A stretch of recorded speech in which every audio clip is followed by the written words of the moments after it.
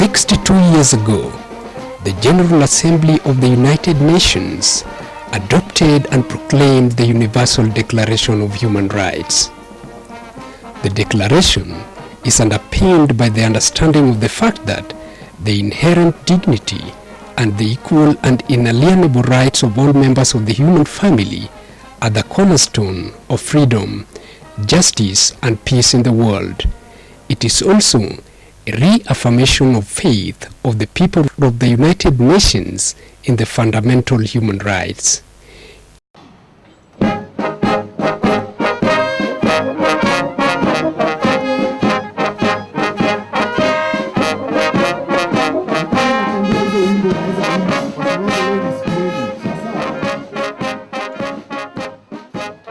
Kenya is a member of the United Nations and is bound by the Universal Declaration of Human Rights.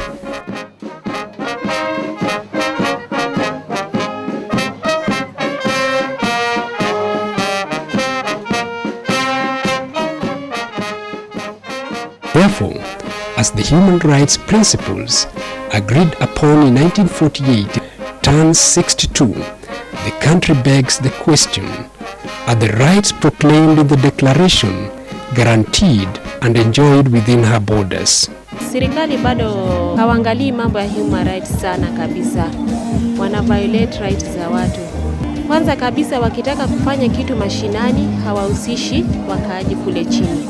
Nikianza na hii maneno ya watu wa Kenya Railway ambayo walikuja tu wakati ya kwanza ilikuwa 2007, walikuja na maaskari na mabunduki kuforce watu walipe rent, hata wale ambaye hawako kwa land yao.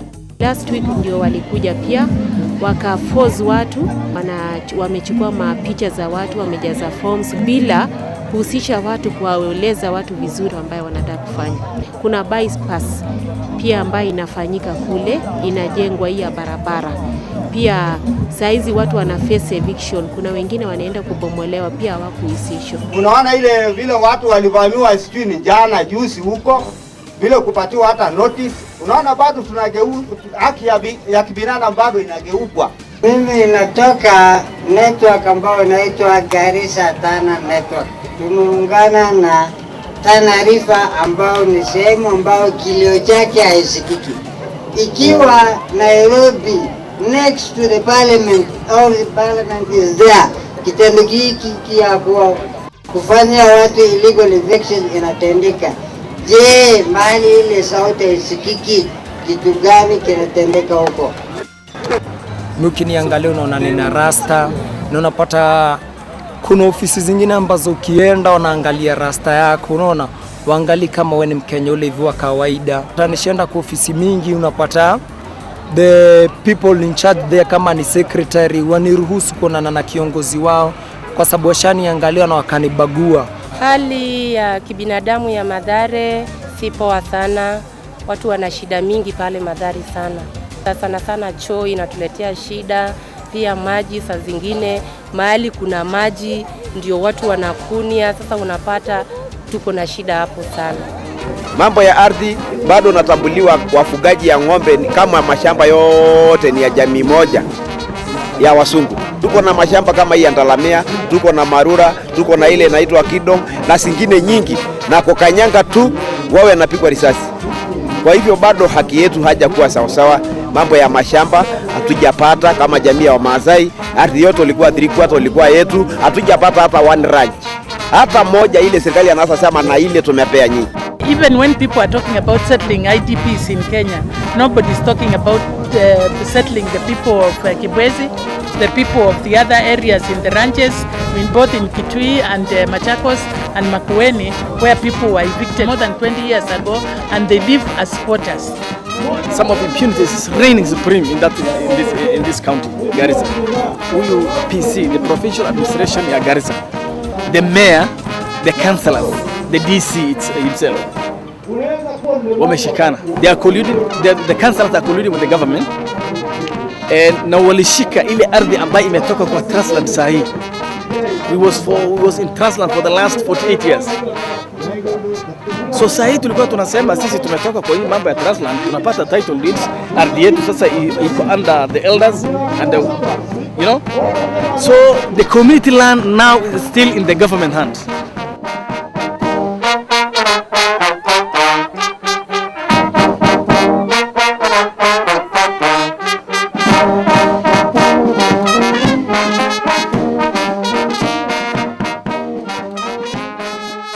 Kamukunji is a historic ground synonymous with the rights struggles in Kenya. It was the venue of the 62nd International Human Rights Day that was celebrated on December 10th.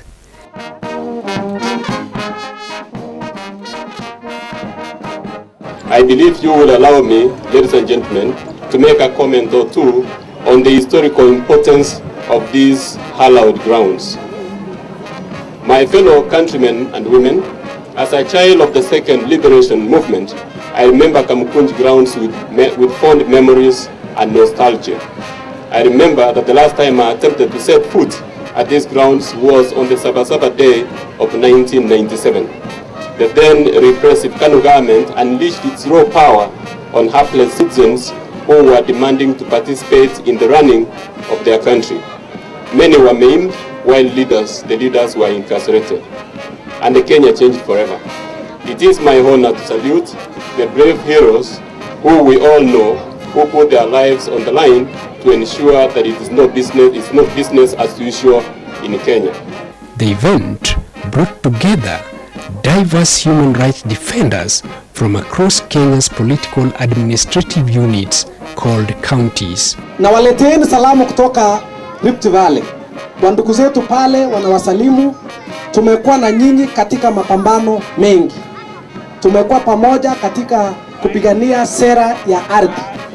Nashukuru sana Hakijamii Trust, Shelter Forum na mashirika yale yote ambayo tumeshirikiana, the Youth Congress ya hapa Nairobi. The new constitution, promulgated in August this year, is the hope of the people as they turn to confront the challenges that have held back the enjoyment of their rights, and its implementation to the fullest will be significantly important to the human rights discourse in Kenya.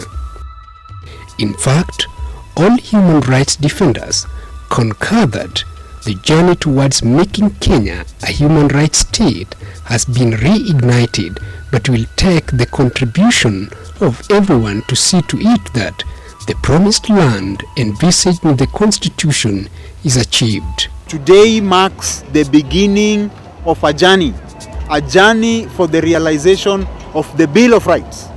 So today is like a new Human Rights Day for us as Kenyans. Our objective today was to marshal communities around issues of realization of the dignity.